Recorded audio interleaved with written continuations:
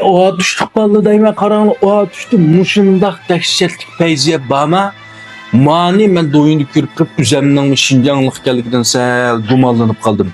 Bu deniz yüzün 3400 metr igizlikdiki acayip katı tağ qıyağı silingan koyulun taraf ötürüldüğün zaman makanı alqıdığındaki acayip dəhşət sırlıq vəhşi hayacan saldığın yapı gəller çıxdığın Muşundaq dəhşət bir yemiş. Lekin maşını kürüşdüm burun mən anlapma baxmapdım mən, kürüpüm baxmapdım mən. Maş atışlıq, Qashqarlıq ballı olsanlar bir pinçür qaldısanlar rast maşındaq ya eçilip oldu mu? Sayahatga sırtıq eçib etildi mi? Kirşək bulamdı. Nəç buldu öylep kirmez.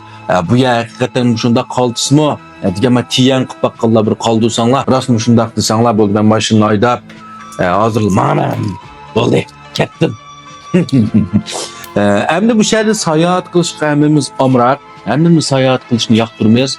Rayonumuzda, ama Şinjan'ın özlemi şunda berip bakmagan, hatta onlap bakmagan, kürüp bakmagan acayip çıraylık, menzirlik, sırlık joylar bak. Muşunda hayallerini bildiğinler köpüler teşvik koysanlar, pinunçu kaldırıp koysanlar, ya üzerine zopin çıkarsanlar buludu. Yeni seyahat noktalarım 2 yıl sonra şunda mı yazlar kep kaldı. Yeni şu Narat, yeni şu Tiyançı, yeni şu Nansen, yeni şu yaylak şu uyalarla bulmuşsun. Uyalarga berip bakmaganlar, işkirtin kelgen seyahatçiler mi basın, uyalarga tolu berip boğanlar yeni baramamadı mı aldın ketim berip bakmagan.